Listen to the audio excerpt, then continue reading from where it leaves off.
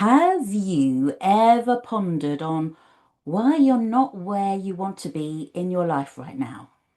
Have you ever thought, I'm destined for so much more, and I don't know how the hell to make that happen? Well, welcome to Rewilding Voices with me, Jane McDowell.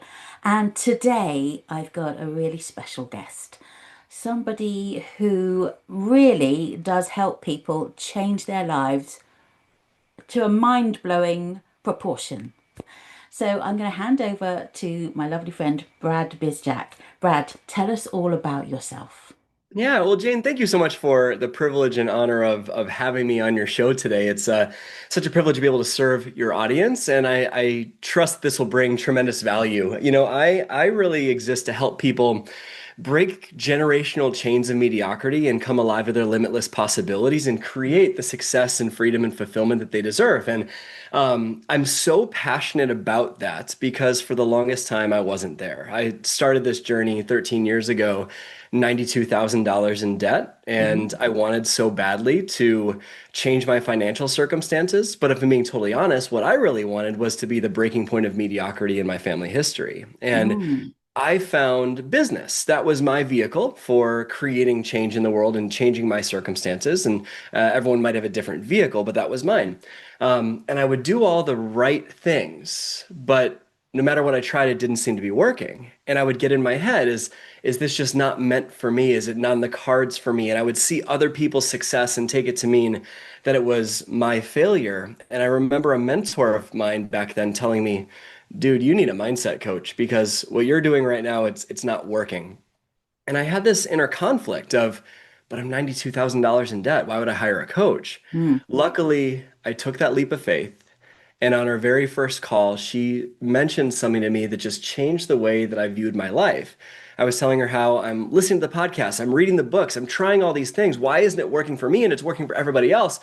And she goes, Brad, you are so attached to success that you're missing the whole point. You're under the impression that how your life is right now is somehow wrong. It's not business success and money that will make you happy, Brad. It's happiness, rewiring your mind for happiness that will lead you to success.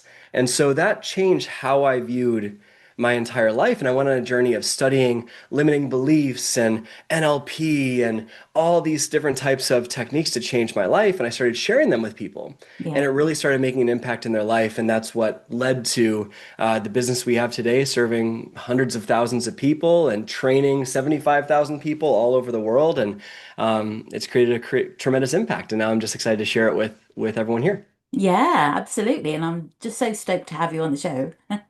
So Oh, let great. me go back to this $92,000 in debt and you kind of because I think that's, regardless of whether it's $92,000 or less or more, I think there are a lot of people who are in that situation now and thinking, I can't see a way out of it. I don't, luck doesn't seem to um, bestow good fortune on me, and I'm just stuck in this rut. So what would you mentioned that you were kind of studying and reading all of these self-development books and still you weren't getting anywhere. What would be your first piece of advice to those people who are in that similar situation? It's a great question. Um, I would first, I was going to go a different route answering this question, but this is just intuitively coming through me right now. I would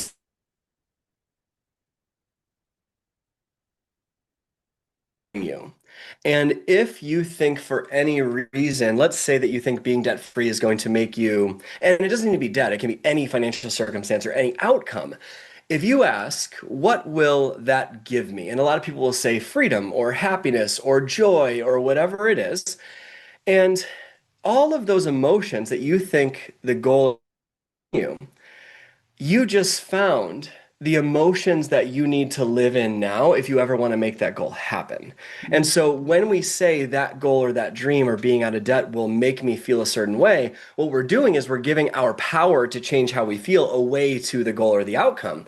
And if we give away our power to the goal or the outcome, then we have no power left to change our circumstances and then we make our circumstances wrong. So And we're so always chasing something instead of being something. Is that kind of That's exactly right. Yeah, a lot of times people think that if this thing in my life changes, then I'll feel a certain way or I'll be a certain way. But if people really want to change their life, they need to flip it. It's not once I have a particular outcome, then I'll be happy. It's I'm going to be, insert whatever emotion it is, happy, confident, fulfilled, joyous, abundant. And that's what's going to lead me to naturally take the actions that will change my circumstances. And Yeah. last little bit on this is to recognize that all of life is cause and effect. And if you obsess over the effect, which is your circumstances, then you forget the cause, which is Mm, how you've been living up until now. yeah. And if you forget the cause, you can no longer influence the effect. Yeah. Yeah. And I guess it's difficult to see outside of, I think as you've termed it before when we've spoken, get outside of the pain of your current circumstances. So if you're in a job that you really don't like, but it's paying your bills and putting food on the table, then, there's a real big kind of fear and a risk of doing something else because what if it doesn't work? And what if I can't pay the bills? And what if I can't put the money on the table? So then we kind of get stuck in this hamster wheel, right? So how do you help people get off that hamster wheel? That's a great question. I guess first thing that we need to do is we need to take stock in number one, what it is you actually want. Mm, And number two, what is the current way that your mind is wired preventing you from getting what you want? And I'll kind of go two different directions with this.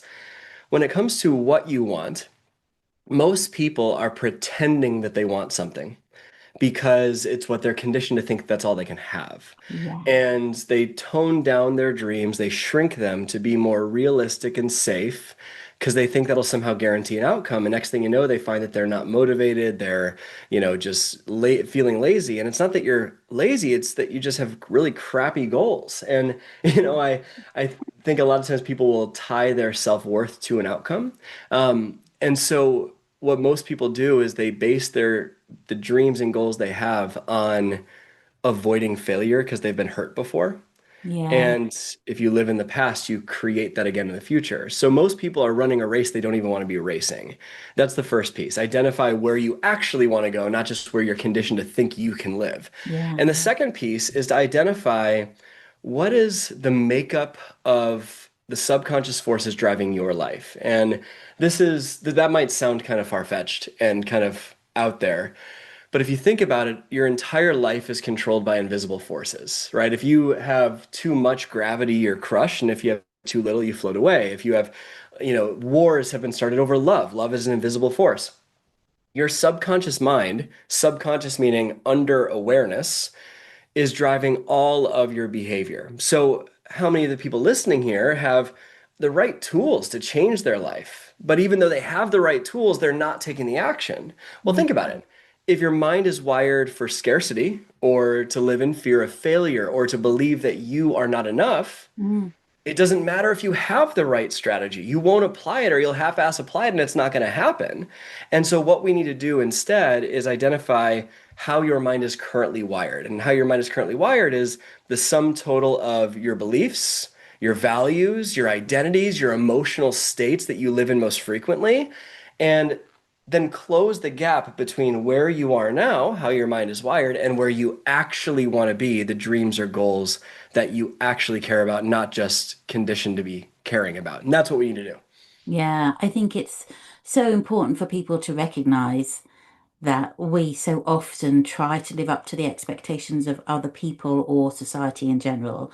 And it kind of breaks our spirit a bit. Like you said, kind of, people are reaching for goals that their heart is not singing at the thought Yeah, of reaching that goal. It's just like, oh, I need to do this to be seen, to be equal to my peers or whatever it might be.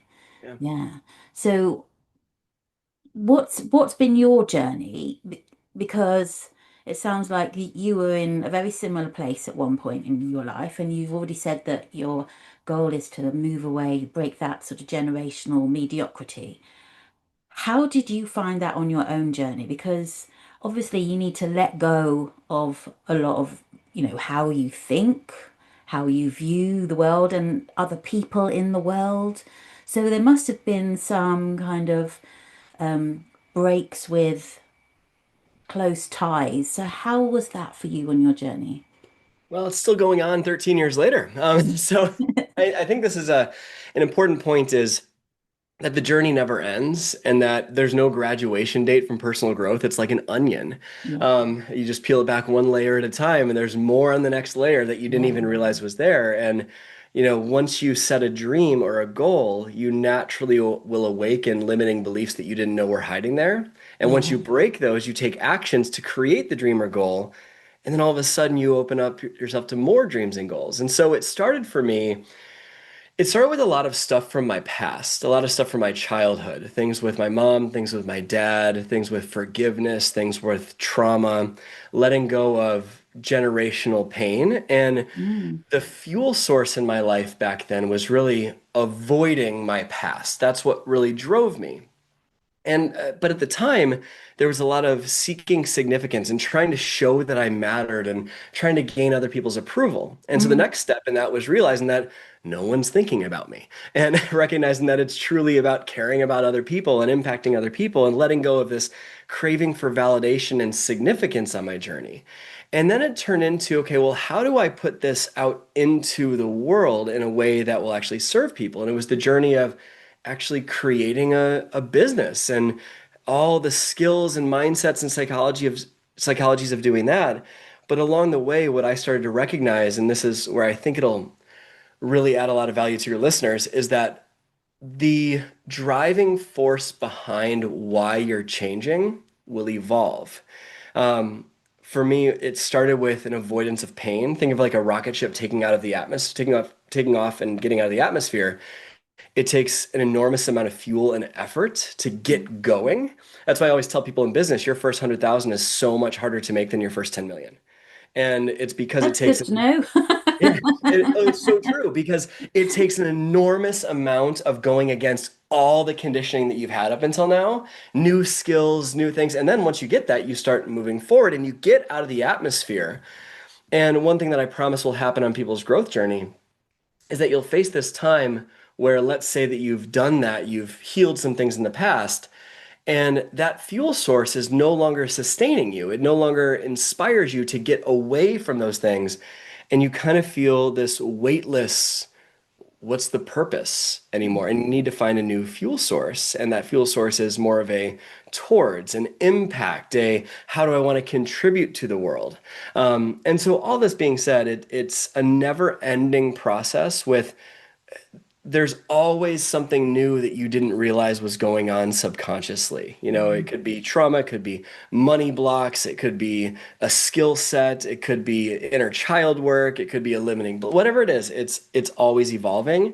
And so how that process was for me is it's still happening to this day, and I'm just here for it every single day that there's a new aha moment. I'm just like, bring it on. I'm here for it. Cool.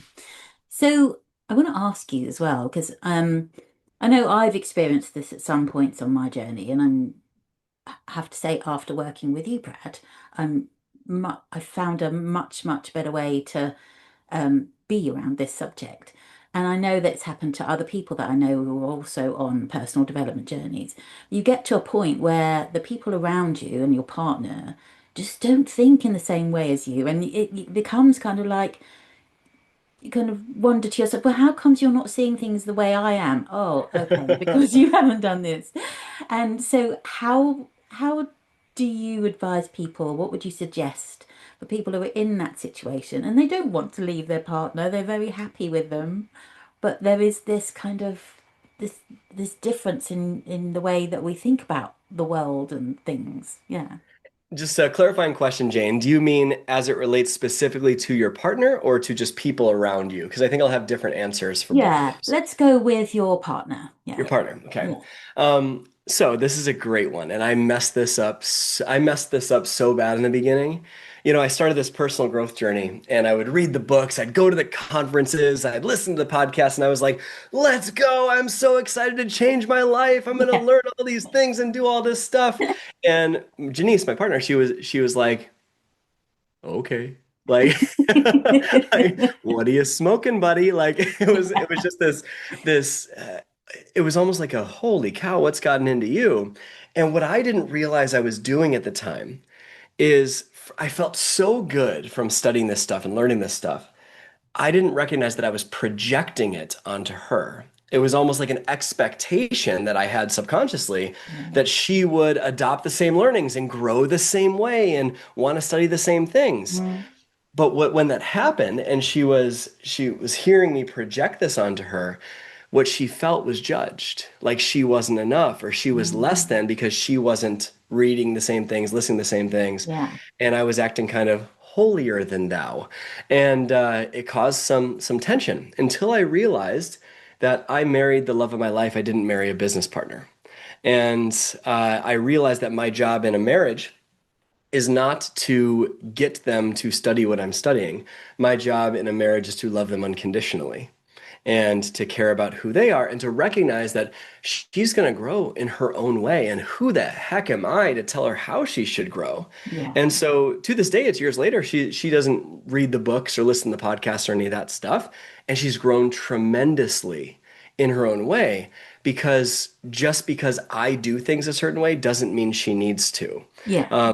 So as long as you have a common vision for the relationship on who you want to be together, if you have kids or not have kids, who you want to be together in this world, how you want to show up for each other, how you want to show up for your children, how you go about that may be different. But also one more piece to really tie this home. I think what most people don't realize is that opposites attract. And in the beginning, the differences in your relationship were the things that you found sexy and attractive. And then whether it's 7 weeks, 7 months, 7 years, or whatever it is later, all of a sudden these differences became points of contention. And we start judging them for not being like us, and we try to mold them to be more like us. But if you married someone that was exactly like you'd be bored out of your mind. And so I don't know, it's Brad. they're opposite energies for a reason. And so Yeah. it's incredibly important that you recognize that they're not supposed to be like you. Yeah. They're their own person, and we need to love them for who they are. Yeah, it's always I think it's one of the most loving things you can do to allow someone to be on their own journey. So Yeah. yeah, yeah, awesome. I was thinking actually before you hopped on the call, I was remembering a call I was on with you probably maybe just nearly a year ago, and one of the people on the call, you'd said something in the previous call, and they'd come back and they'd said.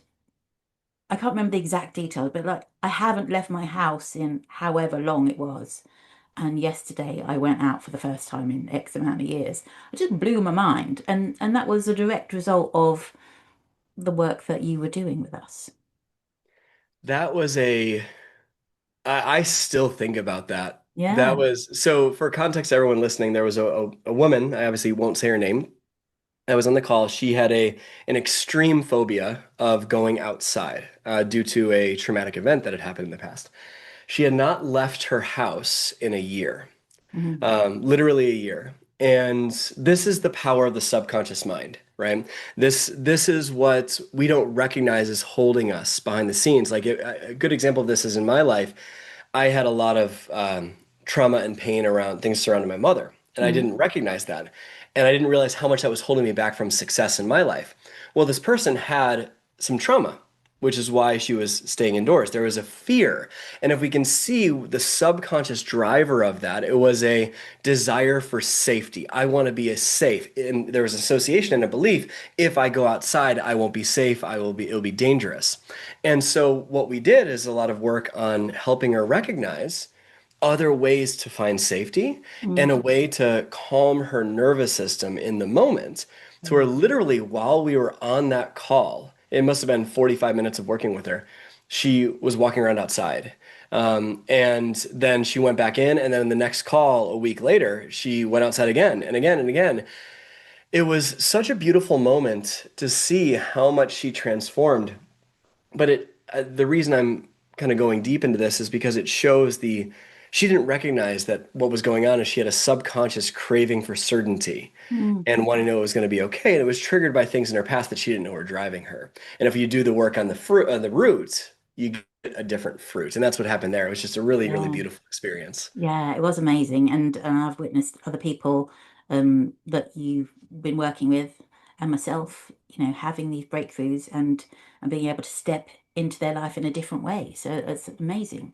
So, Brad, for anyone listening, watching, and thinking, wow, Brad sounds amazing. How can I get to know more about him? I know you've got something coming up that will really help a lot of people. Do you want to tell people about it? Absolutely, Jane. So what's so cool about this is a really a full circle moment because a year ago right now is when Jane went through this program that I'm about to talk about, Yeah, which is crazy to think I about. Like it know. was a year ago. I know. Do you know what though? Just before you go into that, I'll just say the first time I heard you on a podcast, which was a few weeks before I went onto your program, I was like, oh, I really want to get this guy on one of my podcasts. And here I am a year later. There you go. I had no idea how I would make that happen a year ago, but yeah. It turns out you just ask, right? Yeah, just ask. Yeah, it's Just easy. ask. It's easy. Yeah, so I'm really excited about this, and I want to give some context that I think will serve everyone here.